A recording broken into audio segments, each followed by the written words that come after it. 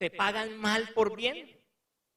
¿Has recibido en algún momento de tu vida alguna reacción de alguien totalmente diferente a esa buena gestión, a ese buen gesto que tú colocaste? ¿Te pagaron mal?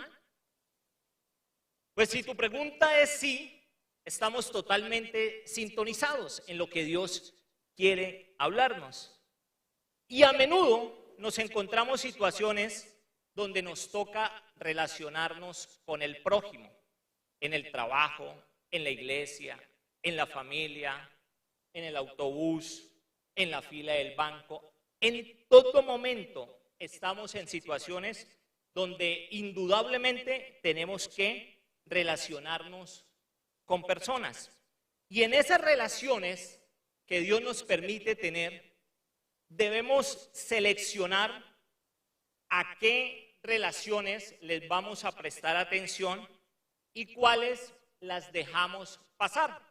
Porque hay relaciones que no te van a aportar, entonces lo mejor que puedes hacer es hacerte para un lado.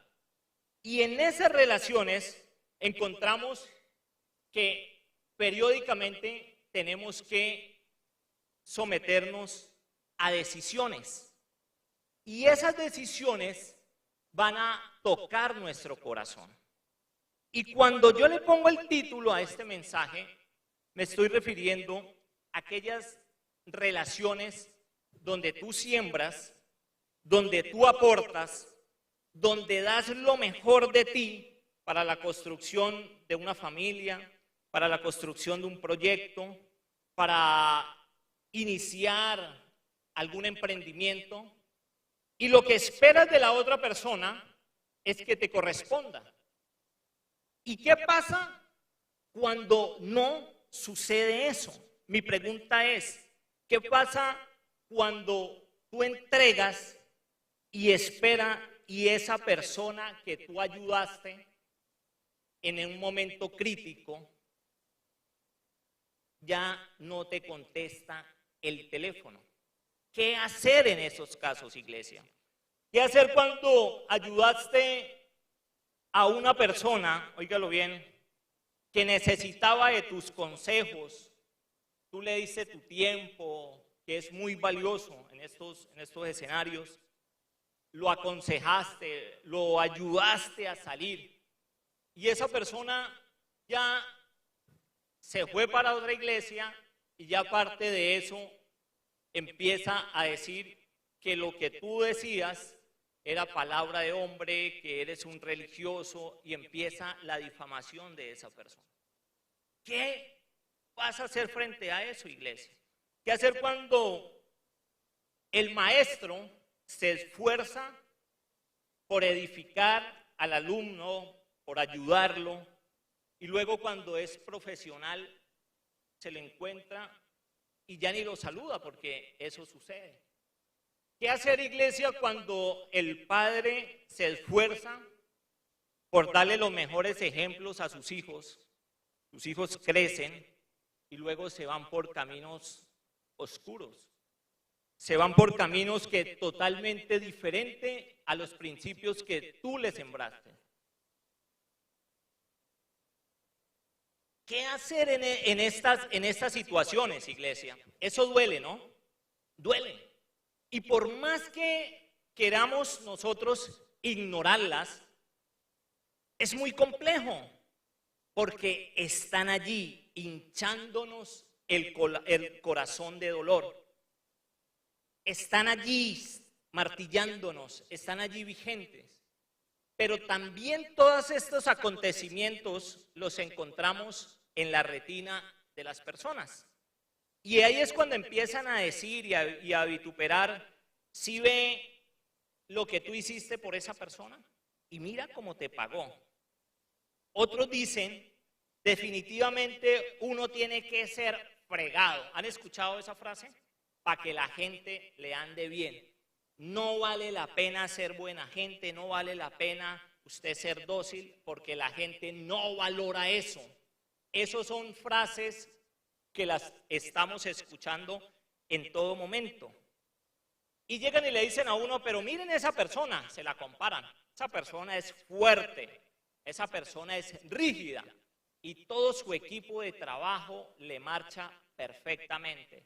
Tú que eres compasivo, que das más, mira cómo te pagaron, te dejaron solo cuando necesitabas de esa persona. Y empiezan todas esas vituperaciones. Mire la esposa, luego ya del trabajo ya se pasan para la esposa y llegan y dicen, miren la esposa de fulano de tal, tan buena gente que es. Y el esposo le paga con agravios, con maltratos, con infidelidades. Y mire la tan buena gente que es. Yo sí no haría eso. Pero en cambio, mire esta otra esposa, que ella sí es rígida. Ella sí tiene a su esposo marchando finito. Y mírelo él tan juicioso. Eso llega temprano a lavar la ropa, a hacer, en la casa él tiene la última palabra, que es sí señora.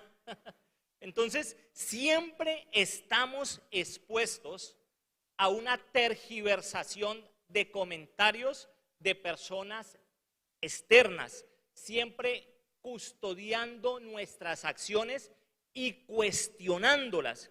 ¿Y qué es lo que nosotros debemos hacer? Cuidar nuestro corazón en ese caso. Y no permitir, óigalo bien, iglesia, que una semilla de rencor producida por una persona que te faltó se anide en tu corazón. Porque después de que se anide, produce unos efectos totalmente negativos. Esa semilla empieza a coger vida y luego se convierte en algo amargo allí. Y lo que hay en el corazón es lo que habla la boca. Entonces, una persona que no cuidó su corazón está vulnerable, muy en una línea muy delgada, a cambiar su perspectiva, a dañar su corazón y a permitir que una semilla de amargura entre y de rencor. Entonces, ¿qué es lo que debemos hacer? Cuidar nuestro corazón. Iglesia, cada vez que te sientas defraudado por algo, por alguien, por un acontecimiento, yo hago este ejercicio y hoy se lo quiero compartir. Piensen en el sacrificio que Jesús hizo por tus pecados, por tus inequidades. Piense en todo lo que Él tuvo que afrontar en los momentos donde tú llegaste a buscarlo porque estabas en bancarrota y luego de que Dios te hizo el milagro financiero, te fuiste, no seguiste buscando, perdiste la comunión con Él. Piense las veces que orabas insaciablemente por la restauración de su hogar, de su familia. Dios le otorgó ese privilegio. ¿Y tú cómo le respondiste?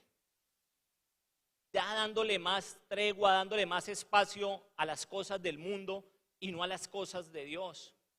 Acuérdate cuando llegabas a la iglesia a pedir consejería y encontrabas ese grupo, esa voz de aliento. Y hoy que después de que Dios utilizó estas personas, ya no te congregas, ya ni saludas a quienes estuvieron ahí en ese momento. Entonces, cada vez que nosotros nos estemos tentados a abrir nuestro corazón a la desilusión, cerrémoslo y pensemos que así como Dios envió a su Hijo a morir por tus pecados, por mis pecados, y nos perdonó, de esa misma manera nosotros debemos perdonar a quienes nos ofenden.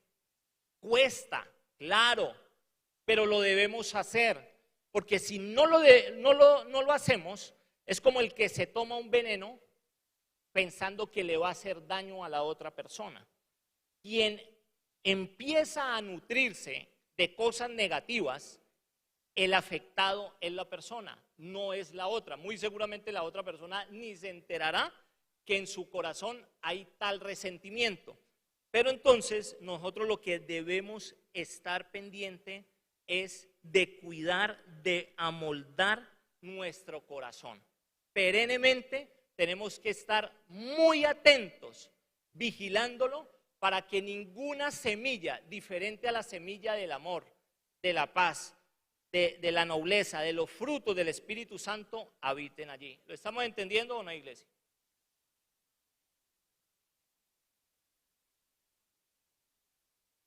Dicho esto, Dios me regaló 3 tips, 3 puntos. Entré en una oración fervorosa porque pues, viví unos acontecimientos muy terribles. Le dije, Señor, háblame, que tu siervo escucha, pero también regálame este mensaje para compartirlo. Y entonces, en el punto número 1, Dios me puso que le compartiera a la iglesia es, no esperes a ser recompensado. Y mire lo que dice Lucas 6, 35, 36. Ustedes, por el contrario, amen a sus enemigos, háganles bien y denles prestado sin esperar nada a cambio. Así tendrán una gran recompensa y serán hijos del Altísimo, porque Él es bondadoso con los íntegros y malvados. Sean compasivos, así como su Padre es compasivo. Yo sé que este versículo puede ser fácil leerlo, pero el misterio es ponerlo en práctica, porque nosotros los seres humanos siempre estamos o nos gusta que cuando se hace una buena gestión, cuando se hace una buena siembra, cuando usted corresponde con amor, con algún detalle, uno siempre espera que le agradezcan, y eso no está malo, eso es bonito. Pero donde yo quiero llegar, iglesia, es ¿qué tal si tú has sembrado mucho en tu esposo, en tu equipo de trabajo, en tu relación, en tu compañero, le has ayudado y no has recibido absolutamente nada? ¿Qué hace el varón si llega a casa y la mujer no lo atiende? O el esposo no le pregunta a su esposa, no le da la importancia, o en una relación. Eso duele, porque lo primero que se le viene a la mente es, no me importan, no valgo la pena, no soy valorado, mejor me voy donde me valoren. Es lo primero que el mundo empieza a susurrar. Vaya a otro lugar que allá sí lo valoran. Como donde yo estaba, allá sí me decían las cosas y tú no me dices nada. ¿Qué hacer, iglesia, en esos casos? ¿Te vas a dejar desenfrenar? ¿Te vas a dejar desencajar? ¿O por el contrario te vas a parar firme, sujetado a la palabra que Dios dice? Pero Dios aquí nos está haciendo un llamado, y es que por el contrario nosotros debemos amar al prójimo, y lo está generalizando. Y qué difícil, iglesia,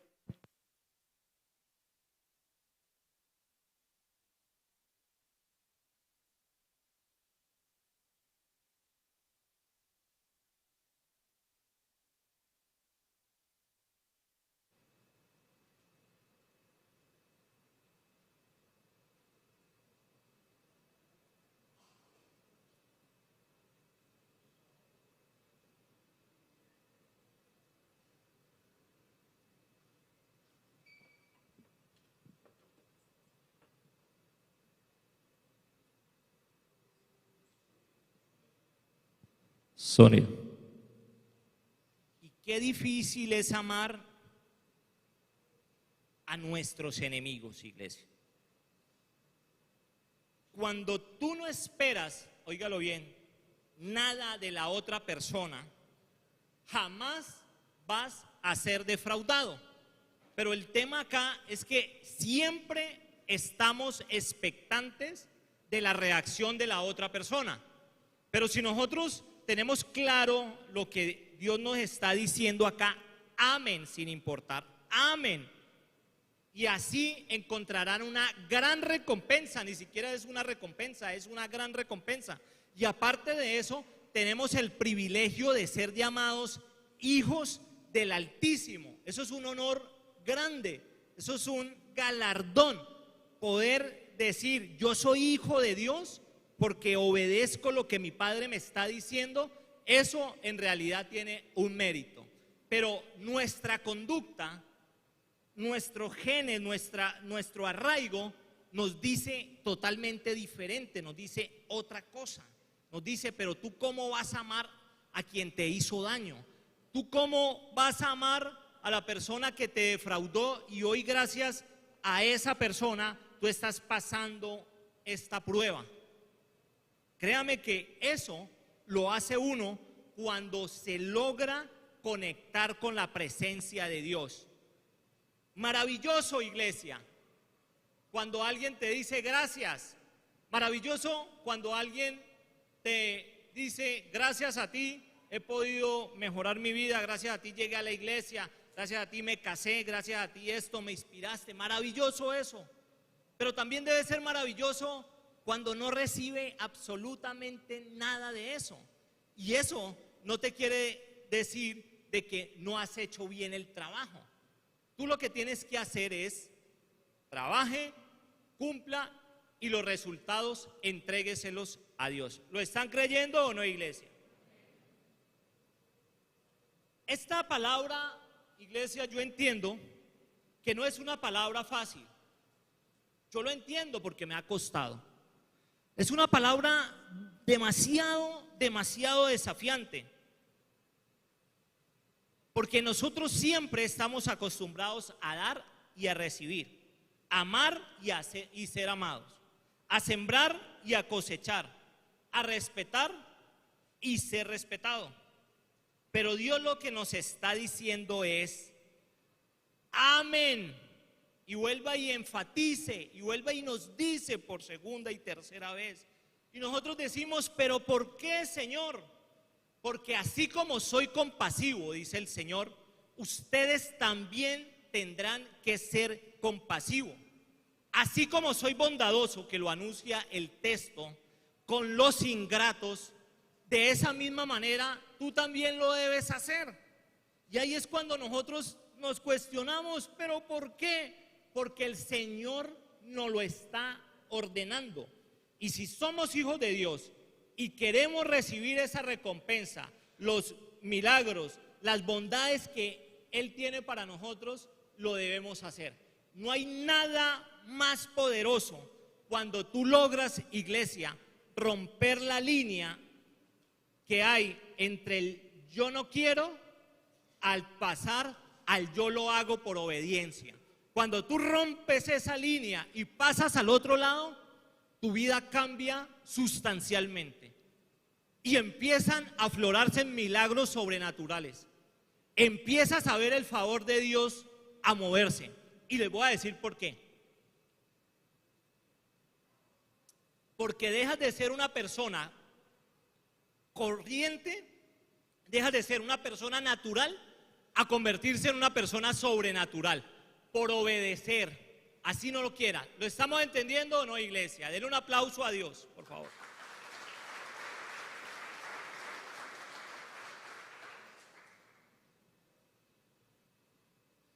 Lo que Dios quiere en esta iglesia es que seamos compasivos. Yo no sé cuántas personas de acá hoy están atravesando por momentos dolorosos, de frustración, de rabia, de que me pagaron mal, de que me traicionaron, de que me utilizaron y luego se fueron, se acercaron a mí por algún beneficio.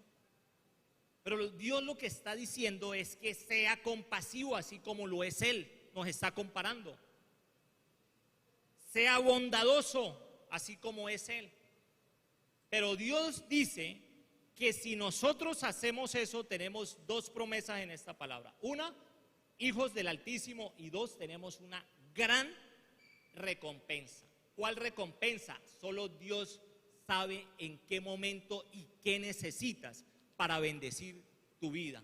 Dios sabe las oraciones insistentes que has hecho durante mucho tiempo y no has podido llegar. Dios te está pidiendo es obedezca y déjeme actuar. Pero nosotros queremos actuar a nuestra manera y ayudarle a Dios. Y Dios no funciona de esa manera. Nosotros tenemos unos límites. Dios es un Dios sobrenatural.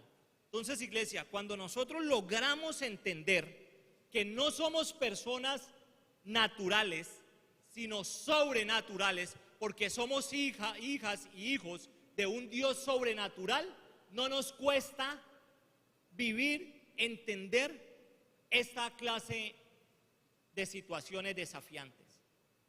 Se nos hace muy sencillo perdonar. Y cuando nosotros tenemos eso en nuestro corazón, ahí es el termómetro que mide nuestra madurez en Cristo. Porque muchos dicen, yo soy cristiano, yo creo, pero cuando llegan las pruebas, cuando llega el momento de usted sacar lo mejor de ti, ¿cómo vas a reaccionar? ¿Cómo reacciona el mundo corriente? ¿O cómo reacciona un hijo, una hija de Dios? Aunque nos duela, porque esto es doloroso, esto no es fácil. Y algo que podemos evitar es que los pájaros hagan nido en nuestra cabeza, pero no podemos evitar que vuele encima de ello. Lo que le quiero decir es que en ti está la llave del poder o está la llave de abrirle la puerta para que entre el enemigo y haga fiesta en tu vida, en tu corazón y dañe el propósito que Dios tiene para cada uno de ustedes. Tú no perdonas a alguien, tú no sabes si el no perdonar es el motivo por el cual no has alcanzado lo que siempre has esperado. Porque detrás del perdón hay una puerta grande de bendición. Detrás del perdón se aflora un espectro espiritual que ni tú ni yo nos imaginamos. Porque Dios dice, Él es mi hijo. Lo he pasado por esta prueba, ha soportado, y el que es fiel en lo poco yo te pondré por más. Ese es el Dios que tú y yo profesamos, iglesia. Entonces, cuando nosotros empezamos a vivir estas cosas, estamos dándole cabida a un mundo espiritual y el mundo terrenal está cada día menguando. Y por eso es que la gente dice, oiga, ¿usted por qué actúa de esa manera? Usted ya se pasa de... ustedes me entenderán. Usted ya, por eso es que se la montan. Mi padre siempre me decía, a usted le pasan las cosas porque usted confía en la gente. Y eso no debe ser así. Él, como fue militar, tenía su doctrina, su milicia, tenía eso que el que se la hacía, pues él la cobraba, y eso es lo que todo el mundo dice. Pero fíjate que cuando uno llega a Cristo, Cristo dice, nueva criatura es. Entonces el viejo hombre ha quedado atrás. No significa de que tú vengas de unos ancestros que no perdonaron. No significa que tú vengas de ver un modelo de padre y madre donde se agarraban a pelear, donde se decían mucho vituperio, donde se maltrataban, y tú tengas que heredar eso. No. Cuando llegamos a Cristo somos nuevas criaturas. Y todas esas cosas deben empezar ya a quedar sepultadas en nuestras vidas. Entonces, Dios hoy te está haciendo un llamado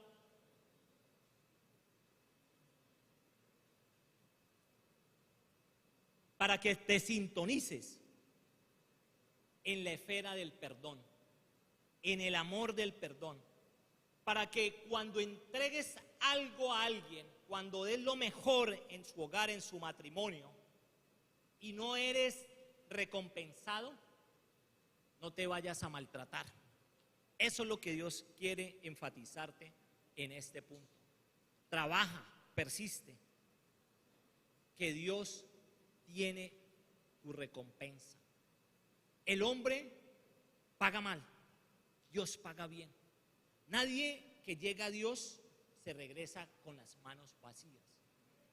¿Yo? Nadie, absolutamente nadie. Si tú llegaste por tu milagro, téngalo absolutamente claro, que no te vas a ir con las manos vacías, porque Dios te conoce, porque Dios sabe, y esta palabra es pertinente para que hoy empieces a desprender y a sanar tu corazón, porque del corazón emana la vida. El corazón es la fuente, es la conexión del Espíritu Santo. Cuando tú tienes un corazón limpio, te puedes conectar con los pensamientos de Dios, y cuando llegan los pensamientos de Dios a tu vida, se vuelven revelación, y luego de que sea revelación, se vuelve transformación. Pero ojo, cuida tu corazón, iglesia, cuida tu corazón. Número 2, olvidar, óigalo bien, esta sí que me gusta, olvidar los debería. ¿Quién ha tenido esa palabra en su boca? Yo debería haber actuado. ¿Sí les ha pasado? O cuando comete uno algo y la esposa, ay, debería haber actuado de tal manera, o uno mismo se empieza a cuestionar, yo debería haber actuado de esta manera, yo debería no haber sembrado esto, yo debería haberme quedado quieto, yo debería haber hecho esto y no lo hice. Y ese debería nos acompaña y nos levantamos y está el debería y ya no lo hizo, y nos acostamos y nos vamos a cepillar y en el espejo aparece el debería. Ese debería siempre está allí. Pues ya no lo hizo, ¿ya qué? O si lo hizo, pues espere los resultados. Pero lo que yo quiero llamar ahorita poderosamente la atención, iglesia, es que ese debería se debe combatir. ¿Y cómo se combate ese debería? Teniendo en cuenta que es una rotunda indecisión que las personas tenemos frente a cualquier acción. Se aflora en el momento de una acción, y más se resalta cuando las cosas no le salen a uno como uno las había planeado. Entonces, yo debería haberlo hecho de esta manera. Entonces, yo no debía haberme portado tan bien, porque mire cómo me pagaron mal. Yo debería haber actuado con más rigidez y no con tanta compasión. Entonces, ¿cómo hago para combatir esos deberías? Sencillo, iglesia, con una rotunda decisión. ¿Y dónde encontramos la decisión correcta? En la palabra. Y un ejemplo de esos nos lo da Proverbios 3, 5 al 6. Y dice, confía en el Señor. Yo pienso que es la primera, única, indiluible decisión que todo cristiano debe tener. Confía en el Señor de todo corazón y no en tu propia inteligencia. Reconócelo en todos tus caminos y Él allanará tus sendas. El problema de muchos es que reconocemos a Dios en ciertos momentos, circunstancias, pero no en todos. Creemos en Dios, pero muchos nos cuesta creerle, que es muy diferente. Una cosa es creer en Dios y otra cosa es creerle.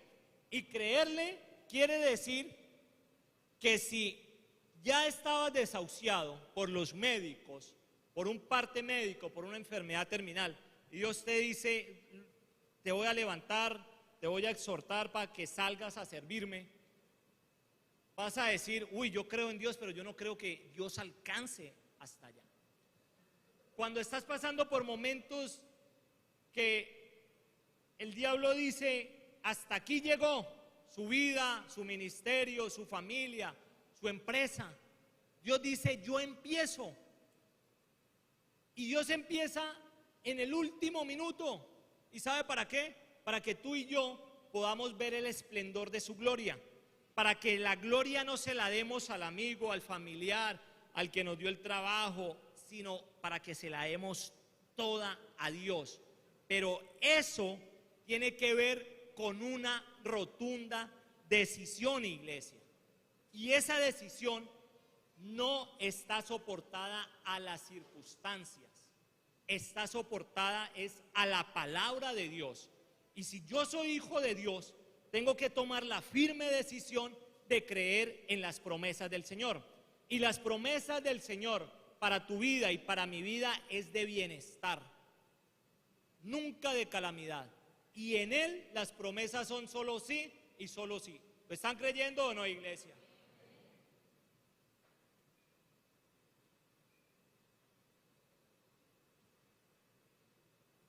Debemos entender que como hijos de Dios nos debemos sujetar y aceptar su manera de actuar frente a nuestros asuntos.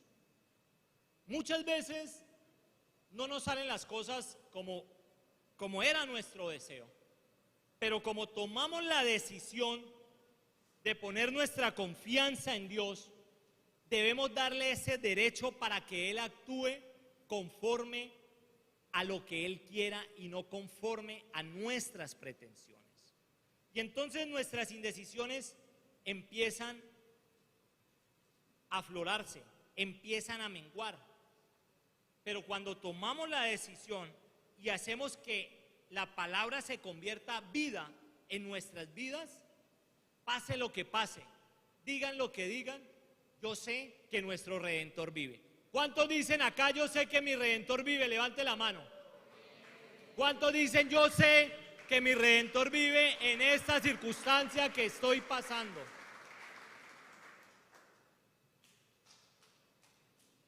Y una de las historias, iglesia, que me encantan, que me llaman poderosamente la atención en cuanto a la confianza del Señor, es una historia que todo mundo la conocemos, y es la historia de Josafat. Josafat se le acercan y le dicen, vienen a atacarnos. ¿Quién vienen? Países vecinos. ¿Qué hace Josafat? Sale corriendo desesperado, sale a buscar al brujo, al hechicero, al chamán para que le dé la suerte, para que le diga qué hacer. Sale desesperado a generarle inseguridades a su entorno, a su familia o a su equipo cercano. No. Josafat apenas recibe la noticia, hace lo correcto, se va a la presencia del Señor y dice, ayúdeme, Señor, porque no puedo. Yo le pregunto, iglesia, ¿cuántos Josafat hay en esta iglesia que cuando reciben una noticia que a la postre amenaza con acabar su integridad, su matrimonio, su empresa, su familia, sale desesperado? ¿Cuántos Josafat se paran en la brecha de la fe y dicen, ayúdeme, Señor, porque solo no puedo? Y continúa la historia diciendo que luego de que Josafat hace esta oración, se reúnen los israelitas en Jerusalén y hacen lo mismo. Le dicen, Señor, humanamente no tenemos cómo derrotarlo, nos van a acabar, ayúdenos, Señor. ¿Y sabe qué me muestra este pasaje, esta historia? De que cuando hay unidad en la casa, en el hogar, en la iglesia, en el trabajo, orando por un mismo propósito, conectados en el mismo espíritu, ahí está el Señor. Cuando los israelitas se reunieron en Jerusalén y dijeron, Señor, no podemos, el Señor los escuchó, dice la palabra, los escuchó y envió un emisario y les dijo, tranquilos, ustedes no van a pelear. Hoy, iglesia, el Señor te dice, tranquilo, el problema que estás afrontando, por grande que sea, no lo vas a afrontar. Por desafiante que sea, aunque vea que todo se cerró, el Señor hoy te dice, iglesia, como le dijo al pueblo de Israel, déjame que esa pelea es mía, esa pelea no es tuya. Hoy Dios quiere que tú te levantes como un guerrero. Y continúa la historia diciendo que después de esta reunión, Josafat reúne a su pueblo y le dicen: confíen en el Señor. ¿Cuántas personas, cuántos sacerdotes, después de recibir alguna noticia que afecte la integridad de su familia, llama a la calma, llama a la espiritualidad, llama a su familia, la convoca para que se unan y confíen, como lo hizo Josafat? O por el contrario, cuando reciben algo, en lugar de unir a la familia para que se unan espiritualmente en un clamor, salen desarticulados, se desintegran, porque el dolor, el sufrimiento los ha desintegrado. Y después de que Josafat los reúne, Josafat al día siguiente pone a unos cantantes, a adoradores, cantores, dice allí, para que se paren frente a los soldados mientras ellos marchaban, se preparaban. Estos cantores alababan a Dios, alababan a Dios. ¿Y sabe qué hizo Dios en todo esto, iglesia? Cuando los israelitas se disponían a pelear, llegaron donde estaban sus enemigos y se encontraron con la sorpresa que sus enemigos ya estaban muertos. Dios hizo que entre ellos mismos se pelearan, se mataran, y la promesa se cumplió. El pueblo de Israel no tuvo que pelear. Hoy el Señor te vuelve y te dice: no te preocupes, tu asunto está en mis manos. Así no tenga las fuerzas, así no tenga los recursos, así tu lógica no te dé, la lógica de Dios es más grande, porque tus planes, dice el Señor, no son los míos superan. Denle un aplauso a Dios, iglesia, si lo están creyendo.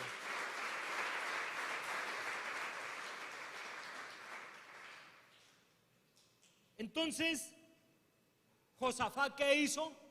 Confiar, actuar con inteligencia, actuar con sabiduría. Ustedes se pueden imaginar donde Josafat no hubiera actuado y no hubiera confiado como lo hizo férreamente, pues lo hubieran destrozado, lo hubieran acabado, porque eran muchísimos los países que se unieron a atacarlos. Entonces, para sintetizar este punto, la clave es: confía ciegamente en el Señor.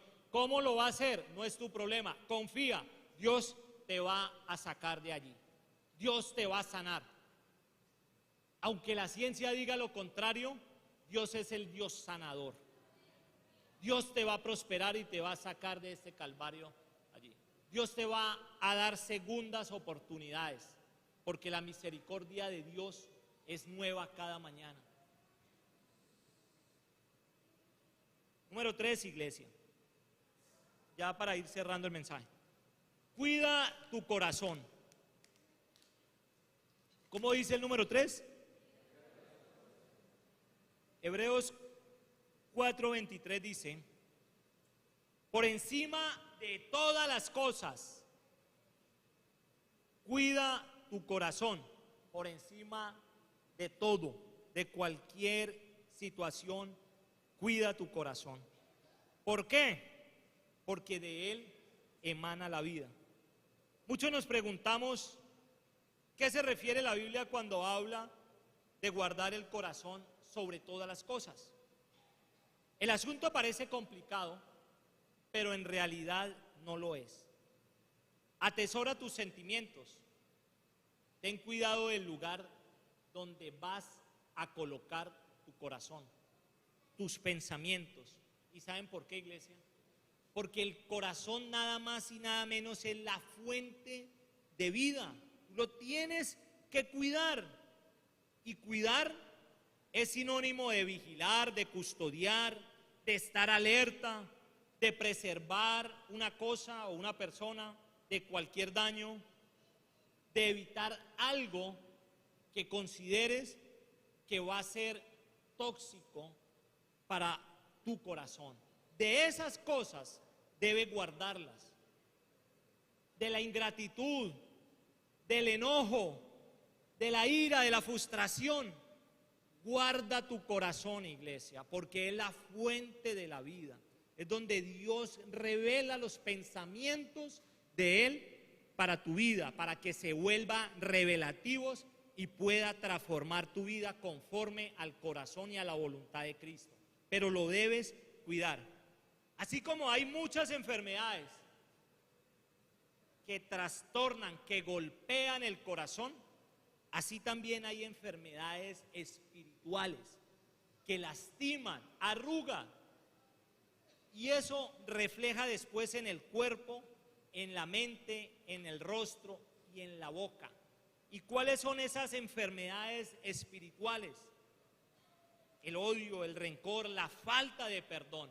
Yo no sé si en este momento tú tengas que perdonar a alguien, a tu padre, a tu mamá, a tu hermano, a tu familiar, a la persona cercana, a tu pareja, al que te ilusionó, al que te pintó pajaritos y luego, después de que te ilusionó, te mandó un panorama, te ha abandonado.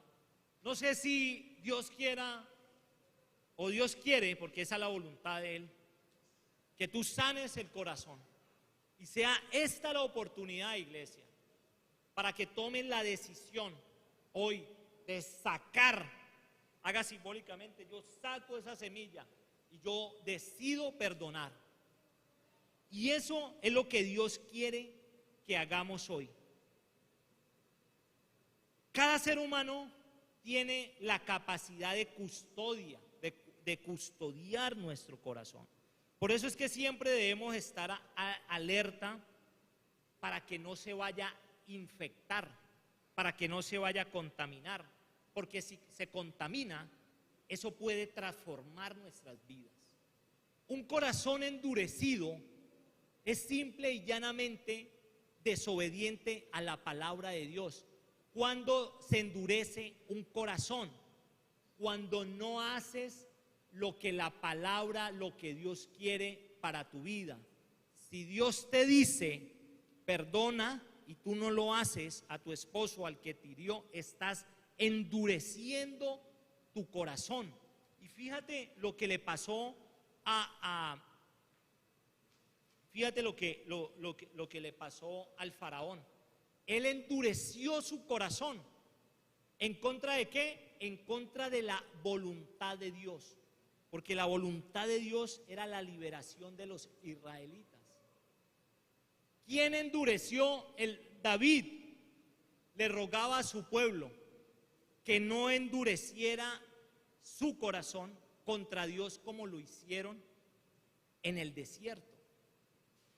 Lo que Dios te quiere decir es que si tú endureces tu corazón, difícilmente vas a poder ver un Dios vivo moverse y actuar a tu favor. Porque si lo endurece, no está permitiendo que el Dios de amor, el Dios de compasión, el Dios de misericordioso, transforme tu vida y haga de tu lamento un rotundo baile.